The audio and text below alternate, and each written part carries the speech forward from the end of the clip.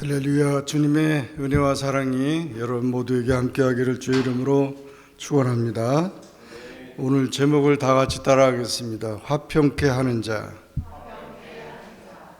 오늘 본장은 예수님의 교훈이 담겨있는 산상 보훈이 있는 장입니다. 예수님께서는 천국 백성들이 살아가야 할 삶의 규범과 생활 헌장에 대해서 말씀하셨습니다. 그 중에 팔복을 말씀했는데, 구약에 보면 모세는 하나님께로부터 몇 계명을 받았죠? 10계명을 받으셨어요. 그래서 10계명과 율법에 대한 이야기를 모세는 이스라엘 백성들에게 가르쳐서 이스라엘 백성들이 이끌어왔지만, 예수님은 팔복을 하나님께서 팔복을 전하게 하셨고, 그리고 그 새 계명, 그러니까 새 계명에 대해서 말씀하셔서 예수님께서 말씀하신 것이 우리가 그렇게 섬길 수 있는 하나님의 자녀로서의 그런 훈련을 하게 하신 것입니다. 그 팔복 중에 8가지 복 중에 그러니까 10계명은 뭐 하라 하지 말라 그렇게 했지만, 여기는 다 복을 얘기를 했었어요. 8가지 복을 얘기를 한 중에 7번째 축복이 있는데, 화평케 하는 자는 복이 있나니 저희가 하나님의 아들이라 일컬음을 받을 것이며. 그래서 우리가 이 신약 시대에 예수님을 믿는 우리가 받을 복이 화평케 하는 자라는 것입니다. 우리 다 같이 한번 따라하겠습니다. 이 세상 모든 사람들에게 가장 필요한 것은 무엇이겠어요? 화평입니다. 평화입니다. 그러나 오늘날 지구상에 전쟁과 테러가 빈발하는 현실을 보노라면 인간들이 얼마나 평화로부터 멀리 떨어져 있는지를 알 수 있습니다. 이것은 하나님의 뜻이 아니라는 거죠. 전쟁과 테러 이런 것들이 하나님의 뜻이 아니에요. 다 평화하기를 원하고 다 구원받기를 원하는데, 계속해서 인간은 전쟁하고 테러하고 그 죄를 짓고 있다는 거예요. 평화가 자리 잡아야 할 곳에 불화가 대신 자리를 차지하고 있습니다. 이것은 인간이 있는 곳에 죄가 있고 죄가 있는 곳에 불안이 있다는 것입니다. 전쟁하는 지역이 행복합니까? 불행하죠. 그리고 거기에 저주가 있잖아요. 마귀들의 그런 역사가 있어요. 최초에 하나님께서 아담과 하와의 자녀들이 성장했을 때 그 가인 형이 아벨을, 동생을 돌로 쳐 죽였어요. 그것이 첫 번째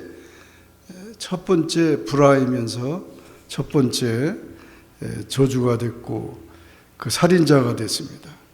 인류 역사는 그래서 싸움의 역사가 됐습니다.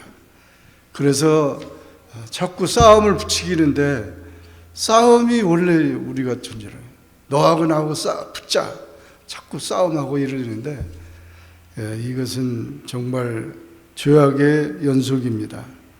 그래서 문학가 톨스토이는 전쟁이란 인간이 범하는 최대의 죄악이다 그랬어요. 전쟁은 인간의 죄의 극치라 이거예요.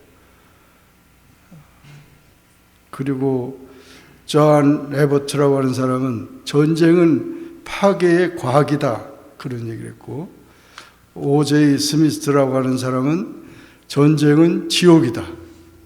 전쟁하는 곳은 지옥이지 그게 천국이 아니라 이거죠. 마틴 루터 킹 목사님은 전쟁은 인류 멸망의 길이다. 전쟁하면 인류가 다 멸망한다. 그렇게 손자병법에 의하면 싸우지 않고 적을 굴복시키는 것이 가장 좋은 것 중에 좋은 것이다. 전쟁에 이기는 것보다 평화를 지키는 것이 더 국가를 사랑하는 것이라 내총감상 신학자는 그렇게 말했어요. 그 싸운다고 해결되는 거 아닙니다. 전쟁하면 서로 손해입니다. 전쟁은 많은 사람을 불행하게 만드는 것입니다. 세금이 올라가고 미망인들이 많아지고 의수족이 많이 생겨나고 전쟁 고아들과 해골들이 많아집니다. 어떤 사람은 싸움은 정든다 그러는데 정드는 게 아니에요. 상처만 많지. 운동 경기 중에서 저는 그 권투가 정말 불쌍한 것 같아요. 이건 많이 맞아서 이겨도 많이 맞고 이기잖아요. 이 눈팅이 이렇게 터져가지고 피가 나고 코피가 나고. 그거를 사람들이 왜 이렇게 좋아하는지 모르겠어요. 레슬링 같은 막 다 부러뜨리고 뭐. 골병들어요. 권투 선수들은 골병들어. 행복을 위해 가장 필요한 것이 무엇인가? 그 초등학생들하고 중학생들한테 앙케이트 조사를 해봤대요.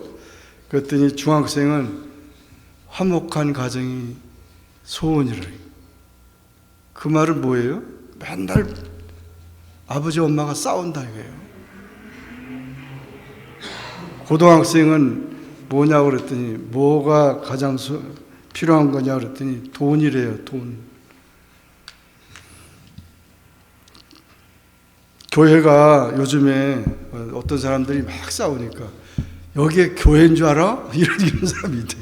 교회가 하도 싸워가지고 소문나가지고 싸우는 교회가 많아져가지고는 여기가 교회인 줄 알았어? 왜 이렇게 싸워? 이러더래요. 교회가 세상을 염려하는 것이 아니라 세상이 교회를 염려하는 그런 시대가 됐습니다. 제발 싸우지 말라고. 오늘날 우리에게 절실하게 필요한 것은 화평입니다. 이 화평이라는 말은 헬라어로 에이레네이고 히브리어로는 샬롬입니다.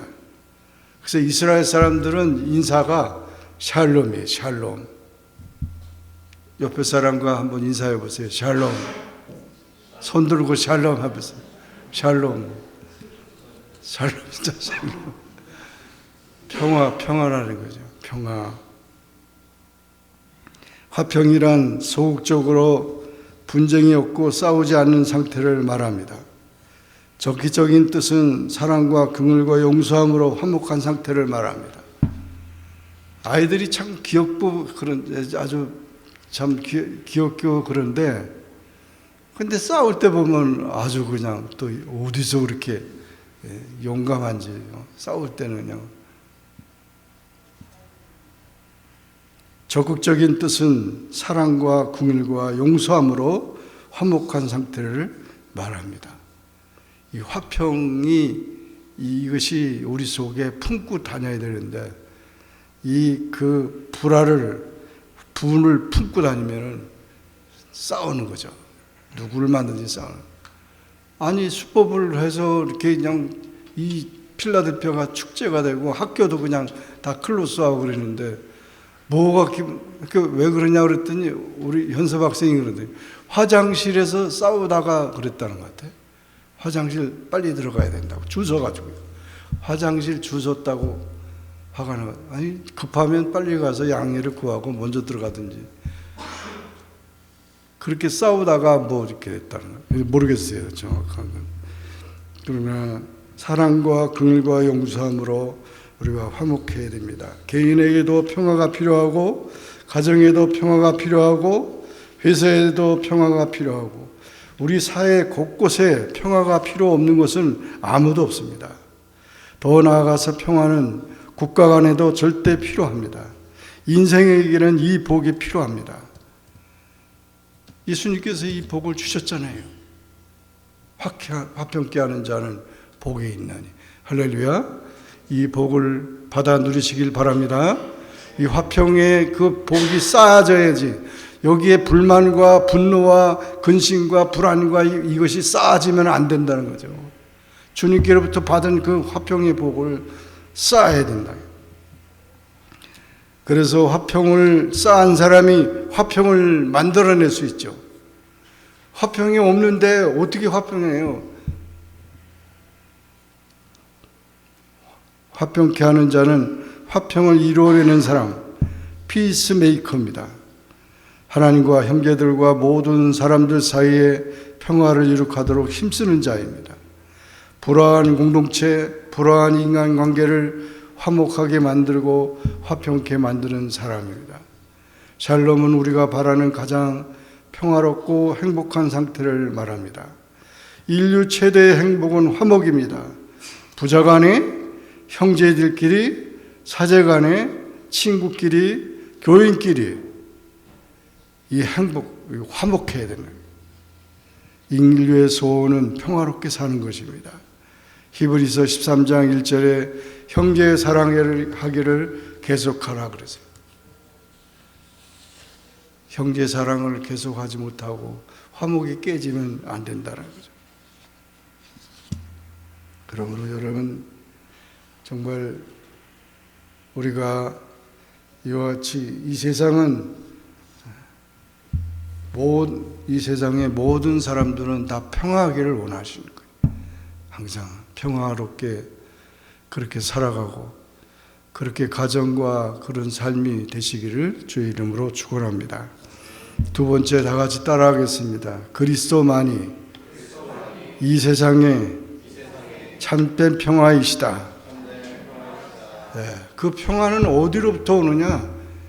예수님께로부터 오는 거예요. 세상의 권력자들한테 평화가 오지 않습니다. 세상에 무슨 지혜자들이, 무슨 철학가들이 평화를 만들어주지 않아요. 예수님께로부터 오는 겁니다. 누가복음 2장 14절, 지극히 높은 곳에서는 하나님께 영광이요 땅에서는 하나님이 기뻐하시는 사람들 중에 평화로다 그랬어요. 예수님이 탄생한 것이 평화가 이 땅에 왔다는 거죠. 예수님이 탄생하셨으니까 예수님을 우리가 맞아들이는 사람은 예수님의 평화가 우리에게 온다는 거죠. 예수님께서 구속사역을 성취시킴으로 성도들은 하나님의 평화를 누리게 되었습니다. 스가랴 9장 9절, 시온에 따라 크게 기뻐할지어다, 예루살렘에 따라 즐거이 부를지어다. 보라, 내 왕이 내게 임하시나니 그는 공의로우시며 구원을 베푸시며 겸손하여서 나귀를 타신, 나귀의 작은 곧 나귀 새끼이니라. 예수님이 평화의 왕이시라는 것은 세상 그 영웅들처럼 군마를 타고 가지 않고 나귀 새끼를 타고 예루살렘으로, 나귀 새끼 타고 뭘 싸움을 합니까? 예수님 싸우러 온 게 아니에요. 평화 주시기 위해서 오셨는 거예요. 이사야서 11장 6절 9절을 보면 그때에 이리가 어린 양과 함께 살며 표범이 어린 염소와 함께 누우며 송아지와 어린 사자가 살진 짐승이 함께 있어 어린아이에게 끌리며 암소와 곰이 함께 먹으며 그것들이 새끼가 함께 엎드리며 사자가 소처럼 풀을 먹을 것이며 젖 먹는 아이가 독사의 구멍에서 장난하며 젖된 어린아이가 독사의 굴에 손을 넣을 것이 내 거룩한 산 모든 곳에서 해됨이 없고 상함도 없을 것이니 이는 물이 바다를 덮음같이 여호라는 지식이 세상에 충만할 것임이니라. 이사야가 예언한 이 시대를 보세요. 보면은 이리가 양을 잡아먹잖아요. 근데 이리가 양을 잡아먹지 않고 같이 지낸다. 함께 표범이 어린 염소를 잡아먹는데 잡지 않고 함께, 이런 시대가 온다는 건데 이 시대가 바로 메시아 시대고 하나님 나라가 임하는 것입니다. 그러므로 여러분, 예수님은 평화의 왕이십니다. 이사야서 9장 6절, 이는 한 아기가 우리에게 낳고 한 아들을 우리에게 주신 바 되었는데 그의 어깨는 정사를 메었고 그 이름은 기묘자라 모사라 전능하신 하나님이라 영존하시는 아버지라 평강의 왕이라 그랬습니다. 주님이 우리의 평화의 왕. 그러므로 예수님을 모신 우리는 화목해야 되고 그 화목한 삶을 살아가야 되는 것입니다. 로마서 5장 10절 11절에 보면 곧 우리가 원수되었을 때 그의 아들의 죽으심으로 말미암아 하나님과 화목하게 되었은즉 화목하게 된 자로서는 더욱 그의 살아나심으로 말미암아 구원을 받을 것이니라. 그뿐 아니라 이제 우리도 화목하게 하신 우리 주 그리스도로 말미암아 하나님 안에서 또한 즐거워하느니라. 하나님을 모신 곳은 어디나 평화와 즐거움이 있습니다.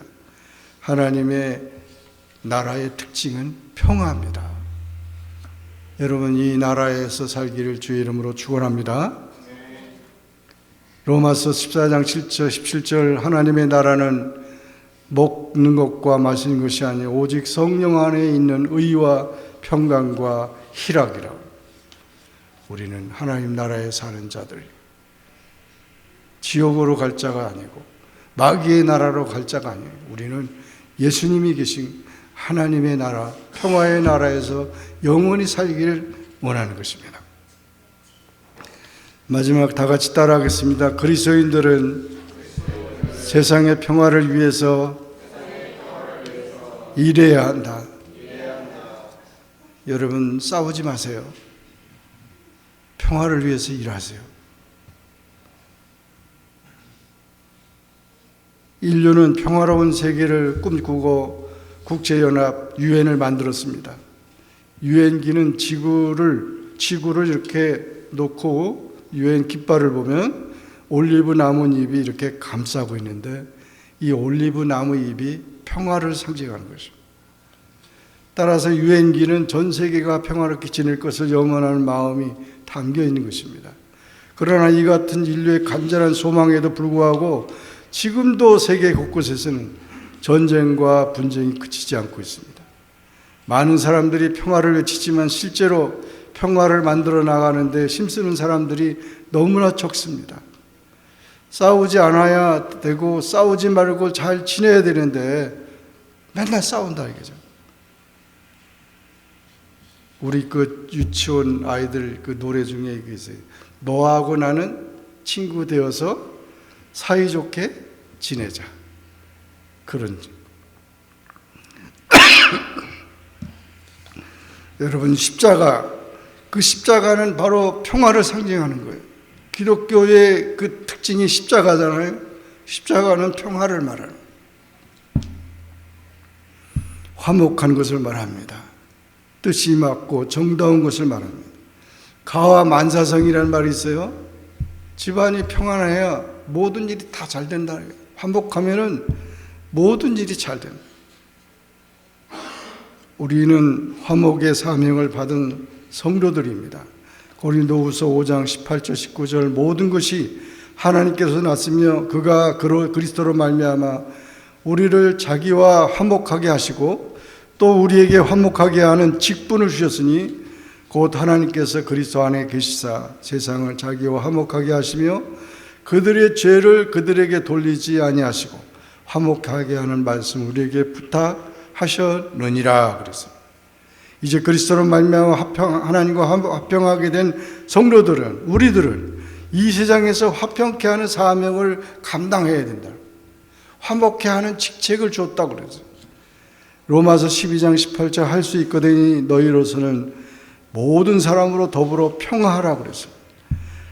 바울은 성도를 구원하신 하나님의 구속의 원리를 기록한 후에 이어서 구속의 은혜를 입은 성도의 삶에 대하여 권면하였습니다.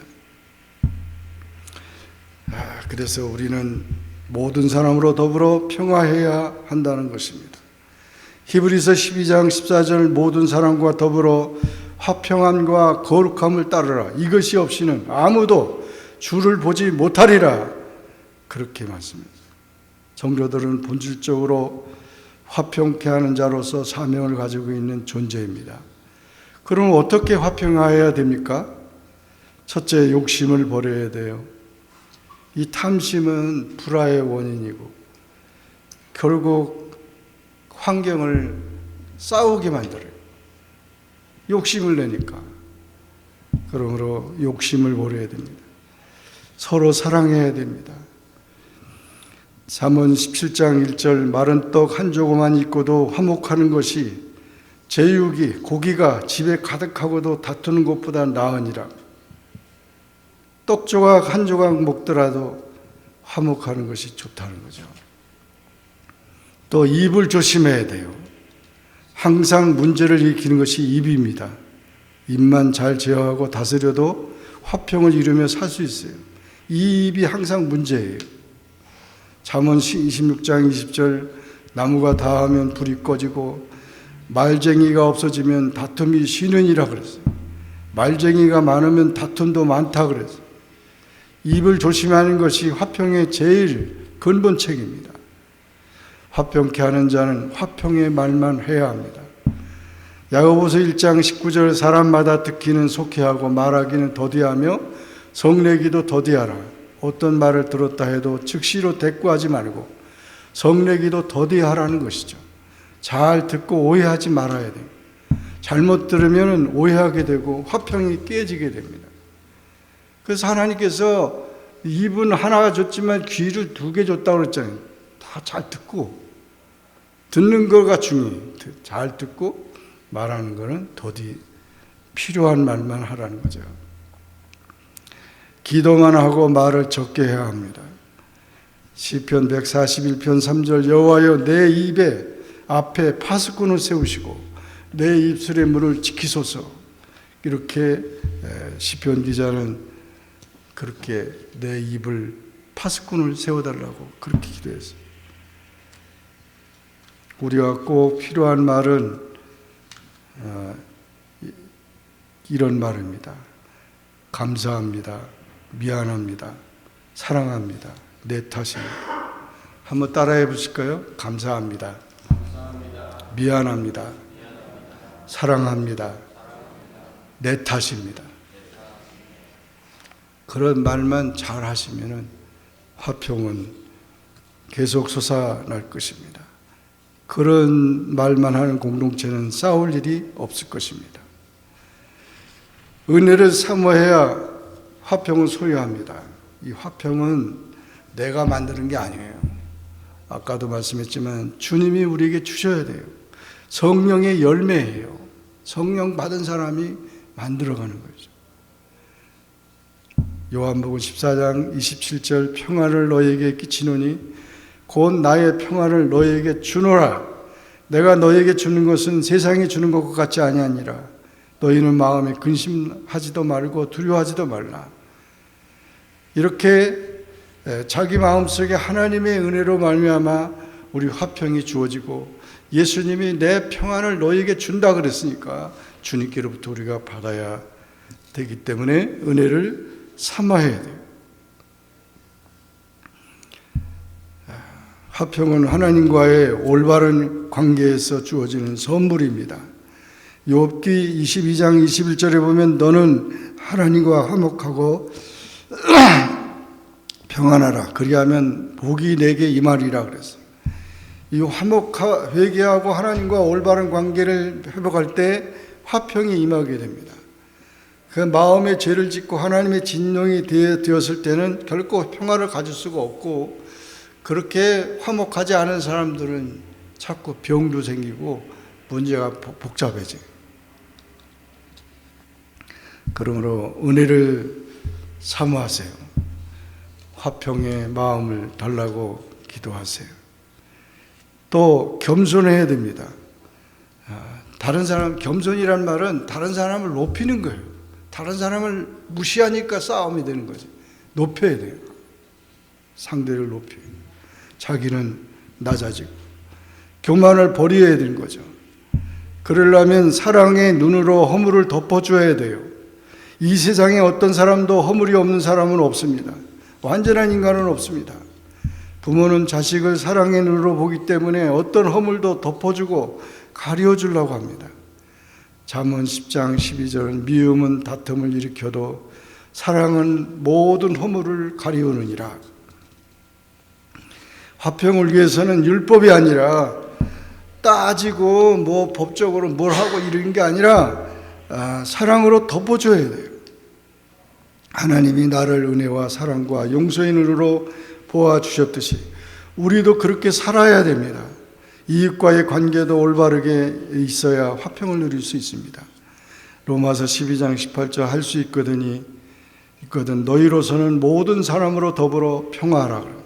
히브리서 14장 14절 모든 사람으로 더불어 평화하라. 화평함과 거룩함을 쫓으라. 이것이 없이는 아무도 주를 보지 못하리라.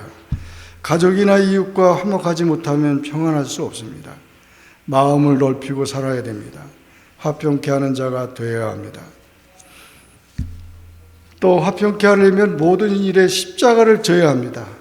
화평케 하는 피스메이커가 되려면 예수님처럼 중보적 역할이 필요합니다. 불화한 사람들 중간에서 화목하는 화목둥이가 되어야 합니다. 화평케 하는 사람은 복이 있나니 저희가 하나님의 아들이라 일컬음을 받을 것이라. 이 말은 바로 하나님의 아들은 예수 그리스도죠. 예수님을 닮은 사람이라는 거죠. 양보해야, 십자가를 져야, 내가 희생해야, 고난을 참고 남을 용서하고 양보할 때 이 화목하게 되는 것입니다. 성도는 하나님의 은혜로 새 생명을 얻은 자들로서 언제나 하나님의 영광을 위하여 살아가야 합니다. 하나님의 아들이신 예수님은 화평을 위해 오셨고 피스메이커로 십자가에서 못 박혀 죽으셨습니다. 에베소 2장 13절 14절 이전에는 전에 멀리 있던 너희가 그리스도 예수 안에서 그리스도의 피로 가까워졌느니라. 그는 우리의 화평이시니라. 둘로 하나를 만드사 중간에 막힌 담을 하시고, 이것이 주님이 이 세상에 오신 목적이었습니다. 그래서 우리를 하나님과 화목하게 해주셨고 인간 사이에서도 화평하게 해주셨습니다. 그리고 우리들에게도 화목하게 하는 직책을 맡겨주셨습니다. 고린도후서 5장 18절 모든 것이 하나님께로 났나니 저가 그리스도로 말미암아 우리를 자기와 화목하게 하시고 또 우리에게 화목하게 하는 직책을 주셨습니다. 그러므로 우리 그리스도인들은 화목케 하라는 직책을 받은 자들입니다. 나 자신이 하나님과 화목할 뿐 아니라 모든 사람 사이에서 불화한 관계, 원수된 관계를 주님의 사랑과 복음으로 화평케 하는 피스메이커가 되어야 합니다. 그러면 우리는 하나님의 아들의 일컬음을 받게 되고 하나님께 영광이 될 것입니다. 피스메이커가 되어야지 트러블 메이커가 돼서는 안 돼요. 어머니 손에 든 칼은 맛있는 음식을 만듭니다. 그러나 강도의 손에 든 칼은 날카로운 무기가 돼서 사람을 해칩니다. 그리스도인들은 자신 안에 그리고 이웃의 관계에서 항상 평화의 사도로 살아야 합니다. 여러분 요즘 뉴스, 한국 뉴스 볼 때 너무 깜짝 놀라잖아요. 아니 그 선생님이 어린아이를 죽였어요. 학교에 맡겨놨는데 그 어린아이를 죽이면 어떡합니까? 물론 정신병 있다고 그러지만 그런 사람들이 어떻게 학교에서 있어서 되겠습니까? 지금 난리예요. 그래가지고 그 이름이 하늘인데 하늘이 법을 만들어서 그 참 너무 기가 막힌 일 아니에요? 그 왜 그렇습니까? 그 힘없는 어린아이를 갖다가 그냥 난도질해가지고 죽이고, 이것이 다 화목하지 못한 데서 분노와 그런 불평과 그런 모든 것 때문에 많은 사람들이 희생된다는 것입니다. 그리스도인들은 자신 안에 그리고 이웃과의 관계에서 항상 평화의 사도로 살아야 합니다. 그 결과는 하나님께 축복을 받습니다. 만사가 형통하게 됩니다. 모든 사람에게 칭찬과 존경을 받습니다. 우리는 평화의 수호자들입니다. 여러분, 알프레드 노벨이라는 사람은 스웨덴 사람입니다. 그는 발명가고 사업가로서 돈을 많이 벌었습니다. 그런데 자신의 재산을 전부 다 기부해가지고 인류를 위해서 좋은 일을 하는 사람들에게 상을 주라고. 그래서 여러 가지 상을 제정했는데 그 상 중에 노벨 평화상이라는 것이 있어요. 이 노벨 평화상은 지금까지 그 노벨 평화상을 지금까지 수상한 사람들은 100명 정도 됩니다. 그리고 시상금은 뭐 그렇게 많지는 않지만 10만 달러, 약 10만 달러가 돼요. 그렇게 노벨 평화상을 받은 사람들이 많이 있는데 그 전쟁을 방지하고 평화를 증진하는 데 노력하는 줄. 때로는 나이가 어린 그냥 17살 이 10대 그 여자아이가 이렇게 상을 받게 돼요. 정말 우리는 하나님 앞에 가서 이 파평케 하는 자로서 잘했다 칭찬받는 노벨 평화상이 아니라 하나님의 상을, 하나님 평화상을 받는 우리 모두가 되어야 되겠습니다. 저는 이 찬양을 참 좋아하는데 성 프란시스가 지은 그 평화의 기도라는 찬양이 있어요. 주여 나를 평화의 도구로 써 주소서. 미움 있는 곳에 사랑을, 상처가 있는 곳에 용서를, 분열이 있는 곳에 일치를, 의욕이 있는 곳에 믿음을 심게 하소서. 주여 나를 평화의 도구로 써 주소서. 오류가 있는 곳에 진리를, 절망이 있는 곳에 희망을, 어둠이 있는 곳에 광명을, 슬픔이 있는 곳에 기쁨을 심게 하소서. 위로받기보다는 위로하며, 이해받기보다는 이해하며, 사랑받기보다는 사랑하며, 자기를 온전히 줌으로써 영생을 얻기 때문이니 주여 나를 평화의 도구로 써주소서. 여러분 유튜브 보시면은 이 찬양, 이 복음, 이 찬양이 있을 겁니다. 아주 너무 참 좋은 찬양. 우리 모두 화평의 사자가 되어 가정과 사회와 교회와 세계에 사랑과 평화를 심는 하나님의 자녀가 되기를 주의 이름으로 축원합니다. 기도하겠습니다. 주님 감사합니다. 오늘도 주님 앞에 예배하며 주의 말씀 듣습니다. 주께서 말씀하시기를 내가 이 세상에 평화를 주기 위해 왔고 또 너희들을 평화의 사도로 만들기 위해서 왔다고 했습니다. 우리가 주님의 제자라고 하면서 이 평화의 삶을 살지 못한 것 회개합니다. 용서해 주시고 우리에게 풍성한 평화를 허락해 주셔서 가정이 평화롭고 우리 교회가 평화롭고 직장과 우리 모든 사업터가 평화롭고 이 나라가 평화롭고 또 세계가 평화로울 수 있게 도와주옵소서. 무서운 그런 다툼과 싸움, 전쟁 이런 모든 것들 죄악을 회개하게 하시고 다시 하나님의 나라 천국을 바라보며 하나님 나라가 이루어지는 귀한 은혜가 있게 하여 주옵소서. 예수님의 이름으로 간절히 기도합니다. 아멘.